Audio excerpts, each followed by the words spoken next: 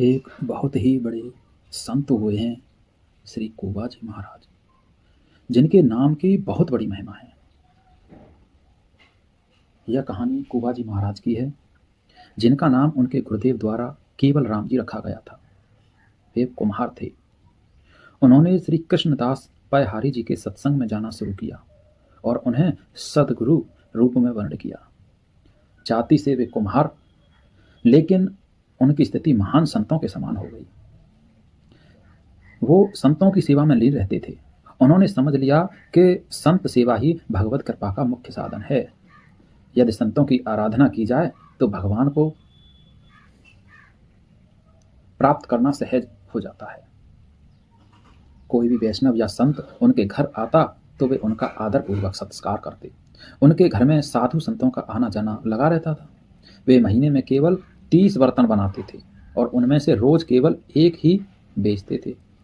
इस सीमित कमाई से ही वे अपने परिवार का भरण पोषण करते और शेष धन से संत समाज की सेवा करते थे। अधिक बर्तन इसलिए नहीं बनाते थे क्योंकि उनका मत था कि यदि हम अधिक व्यापार और सांसारिक गतिविधियों में उलझ जाएंगे तो हमारा मन आंतरिक भजन में नहीं लगेगा। एक दिन उनके घर में बहुत से संतों की मंडली आई, किंतु उनके घर में संत सेवा के लिए कोई व्यवस्था नहीं थी। उन्होंने पत्नी से कहा, अब हमें किसी से उधार लेना पड़ेगा। संत आए हैं और वे भूखे नहीं रह सकते। वे यह कहकर और संतों से हाथ जोड़कर विनम्रता पूर्वक कह देते कि उनके पास भोजन की व्यवस्था नहीं है, लेकिन उनके प्रेमी हृदय ने यह स्वीकार नहीं किया। उन्होंने सोचा, संत की सेवा के लिए ऋण भी लेना पड़े तो कोई दोष नहीं। वे एक महाजन के पास गए और कहा, हमारे घर 20-25 संत आए हैं, हमें उनके लिए भोजन सामग्री चाहिए, कृपया हमें उधार दे दें, हम धीरे धीरे इसे चुका देंगे। अधिकांश महाजनों ने यह कहकर मना कर दिया कि यह गरीब आदमी है, इसे उधार देने का कोई लाभ नहीं। लेकिन एक चतुर महाजन ने कहा, यदि तुम मेरा एक काम कर दो तो जितनी भी सामग्री चाहिए मैं दे सकता हूँ। कुबा जी महाराज ने पूछा, आपका क्या काम है? महाजन ने कहा, हमारे कुएं की खुदाई का काम रुक गया है, यदि तुम उसे पूरा कर सको तो मैं तुम्हें संत सेवा के लिए सामग्री दे दूंगा। यह सुनकर कुबा जी महाराज ने खुश होते हुए सहमति दे दी और कुबा जी उस काम के लिए निकल पड़े। कुबा जी ने संतों की सेवा के लिए उधार लेना भी स्वीकार कर लिया। वे भक्तों की सेवा में इतने तन्मय थे कि उन्होंने सेवा की सामग्री ली और संतों की सेवा की। उनकी पत्नी भी इस सेवा में सहभागी बनी। फिर वे दोनों तय किया हुआ कार्य करने के लिए वापस आए। वे खुदाई करते हुए हर फावड़े के साथ राम नाम का उच्चारण करते। पत्नी मिट्टी बाहर फेंकती और वे आपस में भी ईश्वर के नाम लेकर वार्तालाप करते रहते। उन्होंने मेहनत करता देखकर महाजन को तो बहुत आनंद हो गया। वह सोचने लगा कि थोड़ी सामग्री देकर उसने बहुत बड़ा कार्य करवा लिया। जैसे जैसे फावड़ा चलता, केवल राम जी जय सिया राम कहते मिट्टी निकालकर तसले में रखते और संकेत में अपनी पत्नी से कहते, सिया राम अर्थात उठाओ। फिर वे कहते सिया राम और वह मिट्टी उठाती। इस प्रकार वे दोनों एक एक कदम आगे बढ़ते बढ़ते अब वे कुआं खोदने में इतने तल्लीन हो गए कि खुदाई के दौरान मिट्टी खिसकने लगी, क्योंकि चारों ओर रेतीली मिट्टी थी। कुछ ही समय में हजारों मन मिट्टी खिसक गई। कुआं गहरा हो चुका था और अब बस पानी निकालने की देर थी कि अचानक ऊपर ही पहाड़ी धंस गई और केवल राम जी मिट्टी के नीचे दब गई। मिट्टी इतनी तेजी से गिरी कि चारों ओर बस धूल ही धूल थी। अब किसी को यह संभव नहीं लग रहा था कि वे जीवित बचेंगे। उनकी पत्नी को समझाया गया कि अब कुछ भी संभव नहीं, लेकिन वे धैर्यवान थीं। उन्होंने प्रभु की इच्छा और अपने प्रारब्ध का उसे फल मांगा। 1 महीने तक कोई भी उस स्थान के पास नहीं गया, क्योंकि यह एक बहुत ही दुखद घटना थी।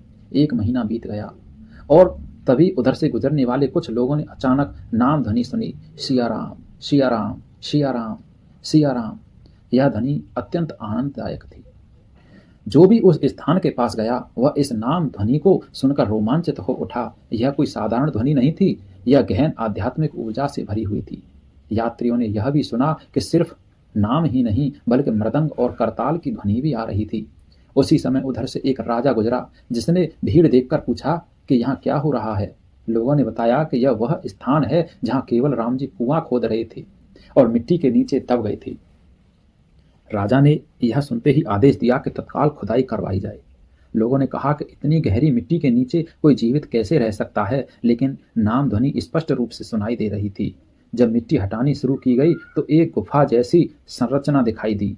प्रभु की कृपा देखिए, जहां केवल राम जी बैठे थे वहां मिट्टी नीचे तक नहीं गिरी थी, बल्कि ऊपर ही रुक गई थी। यह एक चमत्कार था। उनका नाम जप में अटूट विश्वास देखिए। जब सभी ने देखा तो पाया कि केवल राम जी आरामदायक मुद्रा में बैठे हुए थे और जोर जोर से सिया राम सिया राम सिया राम सिया राम का जप कर रहे थे। उनके पास सुंदर पात्र में भोजन रखा था और जल भी रखा था। प्रश्न यह था कि यह भोजन और जल वहां कैसे पहुंचा। सोचिए, यदि किसी लिफ्ट में बिजली चली जाए तो कितनी घबराहट होती है, लेकिन यह भक्त तो एक गहरे कुएं में बैठा है और न केवल जीवित थे बल्कि पूर्णतः आनंद मग्न होकर भगवान का नाम जप रहे थे, सिया राम सिया राम सिया राम। यह उनकी अटूट भक्ति और प्रभु के नाम पर दृढ़ विश्वास का परिणाम था। यह नाम जप का प्रभाव था कि उन्होंने किसी भी प्रकार की घबराहट महसूस नहीं की। जो भक्त सच्चे मन से नाम जप करता है उसका पालन पोषण स्वयं प्रभु करते हैं। जब खुदाई पूरी हुई तो सभी ने देखा कि केवल राम जी सुरक्षित थे। बस उनकी पीठ पर हल्की चोट आई थी, लेकिन वे पूर्णतः स्वस्थ थे। वे पूरे 1 महीने से उस स्थान पर थे और फिर भी उनके पास जल और भोजन उपलब्ध था। अब नगर के लोग दौड़ दौड़ कर आ रहे थे। अलग अलग गांव से लोग भेंट लेकर आ रहे थे। यह आश्चर्य की बात थी कि 1 महीना बीत जाने के बावजूद भी केवल राम जी जीवित थे और भजन कर रहे थे। लोग श्रद्धा से उनके चरणों में झुक गए। यह ईश्वर की कृपा थी, यह नाम जप की कृपा थी, यह सिया राम सिया राम सिया राम की कृपा थी। नाम जप में अद्भुत शक्ति है। यह केवल राम जी का दृढ़ विश्वास और भजन ही था जिसने उन्हें मृत्यु के मुख से बाहर निकाला। यह भगवान के नाम की अपार महिमा है। सिया राम सिया राम सिया राम।